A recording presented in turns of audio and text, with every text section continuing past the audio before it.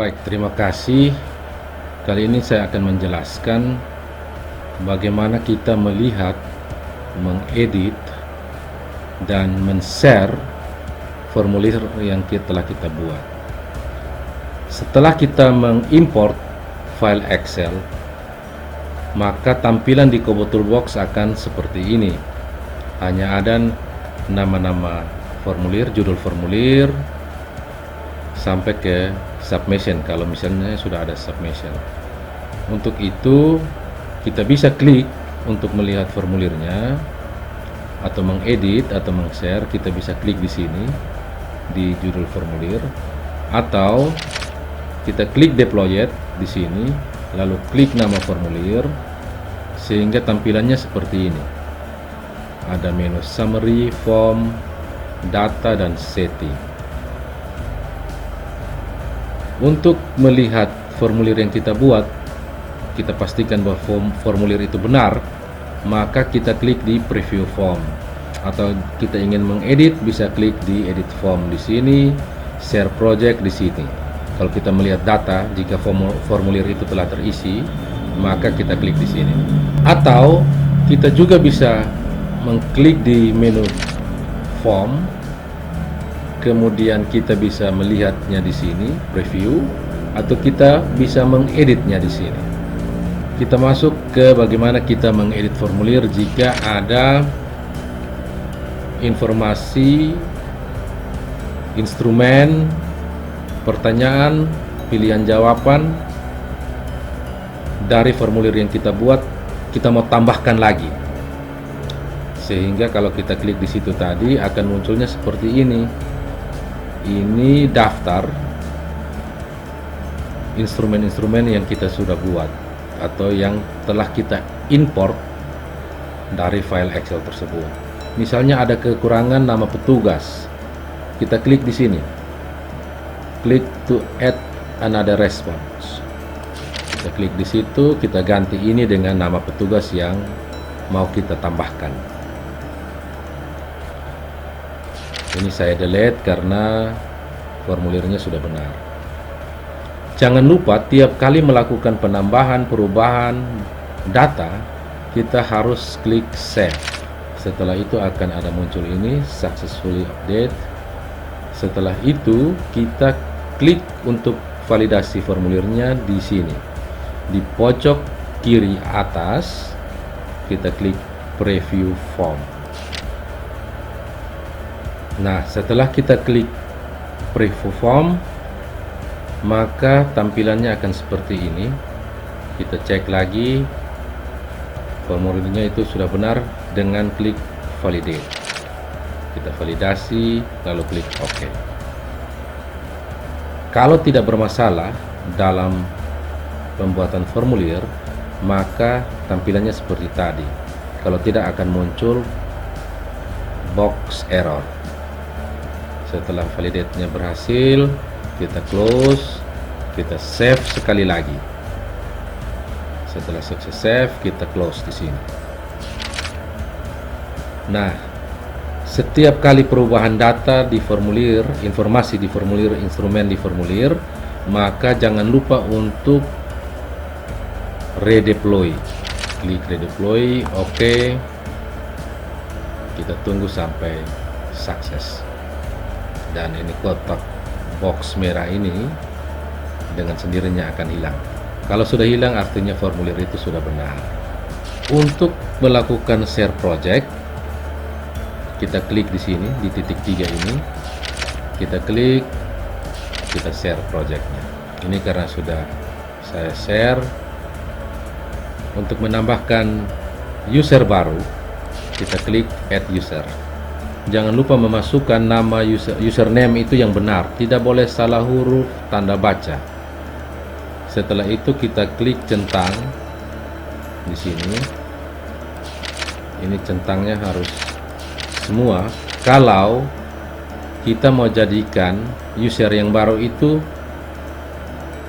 dia bisa mengakses semua informasi, dia bisa add submission, bisa edit form, edit submission, delete submission, dia bisa memanage project, validate submission, melihat formulir dan melihat hasil yang telah disubmit. Itu kita aktifkan semua. Jadi pilihan-pilihan ini tergantung kita mau jadi user yang baru itu tugasnya apa. Kita centang untuk aktifkan, kemudian klik grant permissions. Demikian. Ya, sampai di sini formulir yang kita buat sudah bisa dipakai oleh teman-teman di lapangan. Sekali lagi, jangan lupa username dan password. Jika telah terjadi penginputan data di lapangan, maka kita bisa lihat hasil penginputannya di sini. Atau kita bisa melihat 1 bulan secara utuh. Seperti ini. Untuk melihat data yang telah terinput, kita klik di menu data. Di tabel ini akan muncul semua data terkait data yang telah diinput oleh teman-teman di lapangan. Klik open, kemudian kita akan lihat sini data-datanya semua akan terekam di sini. Kita bisa edit, kita bisa lihat, kita bisa print. Kita save to PDF, maka datanya akan muncul seperti ini. Jangan lupa atur ukuran kertas, bisa landscape, bisa portrait, dan save. Pilih lokasi di mana kita mau simpan file elektronik dari wajib pajak yang telah diinput oleh teman-teman di lapangan. Kalau kita mau melihat report dari data yang telah diinput dalam bentuk infografis, kita bisa lihat di sini. Ini masing-masing petugas lapangan, dia sudah input berapa banyak. Seperti ini tampilannya.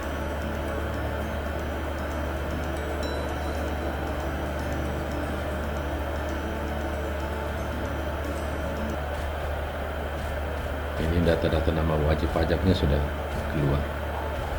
Kira-kira seperti itu. Kalau kita mau melihat hanya foto saja dari data-data yang diinput oleh teman-teman di lapangan, kita klik galeri, maka foto-foto tersebut akan muncul seperti ini. Tinggal pilih saja dan memastikan bahwa fotonya sudah benar. Kalau kita mau mendownload data, baik dalam format Excel, CSV, JSON, sampai ke hanya mengoleksi foto saja, itu ada di sini. Nah, secara umum tarikan data yang biasanya kita lakukan untuk melakukan tabulasi ulang itu kita klik XLS. Di situ kemudian kita klik export. Setelah itu akan muncul hasil file yang diekspor. Itu di sini kita bisa lihat dan kita bisa download. Maka ekspor itu akan seperti ini, dia berlangsung proses ekspor. Ini kalau sudah tampilannya seperti ini artinya oke, kita bisa lihat di mana file itu disimpan. Lalu kita rapikan, pindahkan dalam satu folder khusus. Di sini ini jumlah file yang diekspor itu tampilannya tidak lebih dari 10 file yang bisa ditampilkan dalam sebulan, sehingga file lama dengan sendirinya itu akan hilang, terhapus dengan sendirinya. Tapi bukan datanya yang terhapus, file yang diekspor itu yang terhapus. Oke, kalau kita mau lihat sebaran daripada perjalanan teman-teman di lapangan dalam pengambilan data wajib pajak, ini kita klik di map sehingga tampilannya akan seperti ini, di mana mereka titik-titik yang koordinat mereka ambil data dengan sendiri akan ditampilkan seperti ini. Kita juga bisa melihat di mana saja konsentrasi pengambilan data sebaran wajib pajak.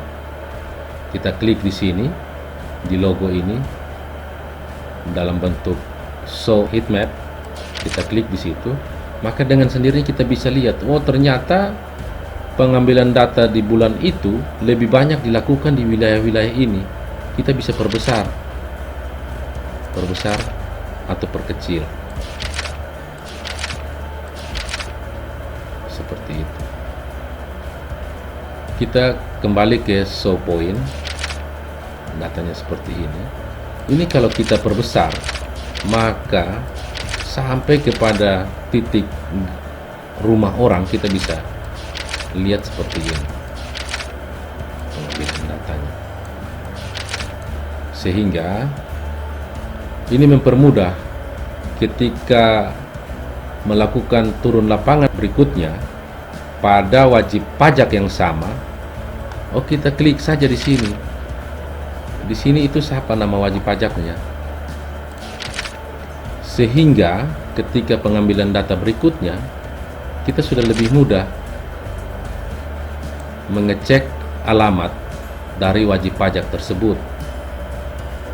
Dengan demikian seperti itu. Kalau kita klik salah satu dari titik ini, maka data pengambilan lapangannya itu akan dengan sendirinya keluar. Kita bisa merubah tampilan peta. Ini ada beberapa tampilan peta yang bisa kita pilih di sini. Kita tinggal klik salah satunya.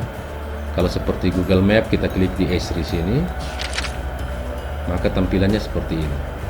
Kita bisa perbesar sehingga tampilannya seperti ini.